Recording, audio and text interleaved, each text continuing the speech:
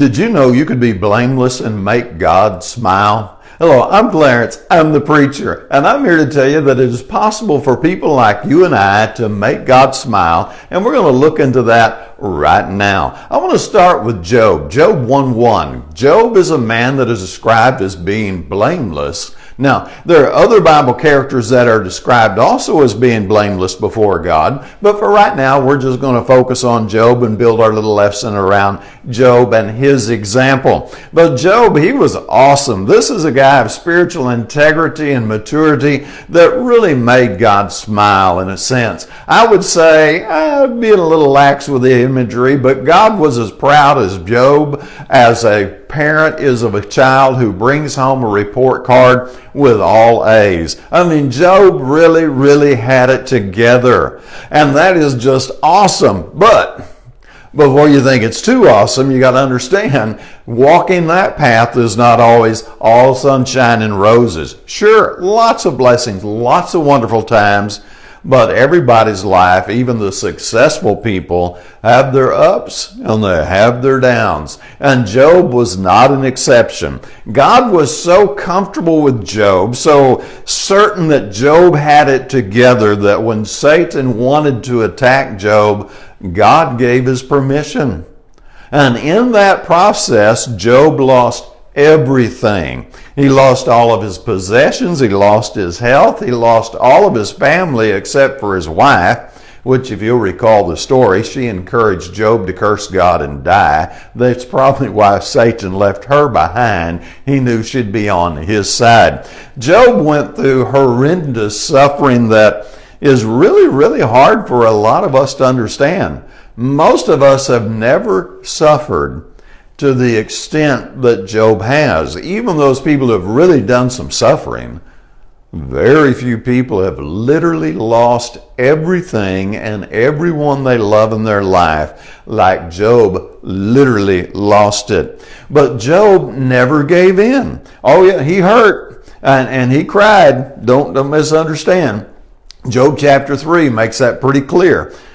But he never turned his back on God. He never gave up his integrity. He never gave up his faith in God. And most people give up way before they get to the extreme that Job. Most people give up if the thermostat isn't set right in the auditorium. Well, it's just too cold in there. I can't go to church there. Or it's just too hot in there. I can't sit through that heat. And they walk away from God.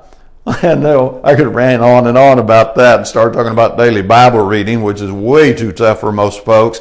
And so they give up way before they ever even get into Job's classification, before they ever get into that category. They're done.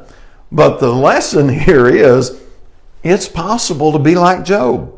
It is possible to have that endurance and that integrity and that focus on God that is so intent that you will not give it up until you die. In fact, Job's not the only one.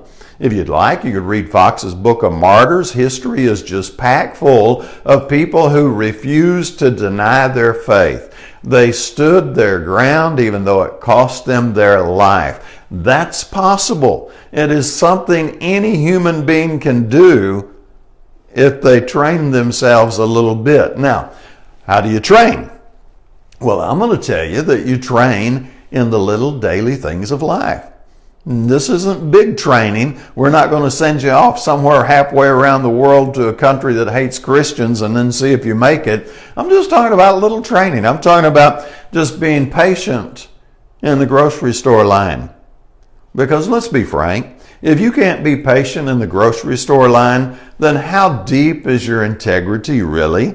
If you can't be kind to a clerk or somebody else out in public who has obviously been rude to you, let's say they cut you off at the intersection, and you have to roll down your window and yell ugly things at them and shake your fist at them, that's really not saying we've got a lot of depth of spirituality here. So training begins in the little bitty things, the things that we tend to think, oh, that doesn't count. Yes, it counts. Manners as simple as saying thank you and please. That's part of it. We practice the golden rule. Remember, we do good unto others as we'd have them do unto us, or we love our neighbor as ourselves. And all these little bitty things that look kind of insignificant really are significant, because Christ would say in another passage, he who is faithful in what is least is also faithful in much. But he who is unfaithful in what is least is also unfaithful in much. And see, there's a lot of folks that have this crazy idea in their head that somehow or another they're not going to have to worry about practicing or training for Christianity, but when that big thing pops up one day and they really have to rise to the occasion and handle a Goliath or some other giant, man, they're going to have it. They're going to do it. It's just going to magically be a power that appears inside of them. No, it's not. If you can't get through the daily grind of life without losing your faith, you're certainly not going to instantly face a Goliath and find magical, mystical power to conquer a Goliath if you can't deal with a cranky clerk at the grocery store or at the Walmart. Sorry, but that's just the reality, and that's what Jesus said. So we train in the little things, the daily small things, in the daily mundane grind. That's where we train. And then when those little bigger things pop up, and they do in everybody's life, then you're able to handle it because you have the training. And should some horrendous thing pop up, and we pray that it doesn't, and you pray that it doesn't too, but if some big horrendous thing pops up, then all our training will have prepared us to make our way through those difficulties too. Now again, we're hoping they don't happen, but if they do, we want the training under our belt in order to handle them. Share this video if you think it would help somebody else. Of course, put your comments below. Need a little clarification? Put your comments below. And as always, I hope you have a great day.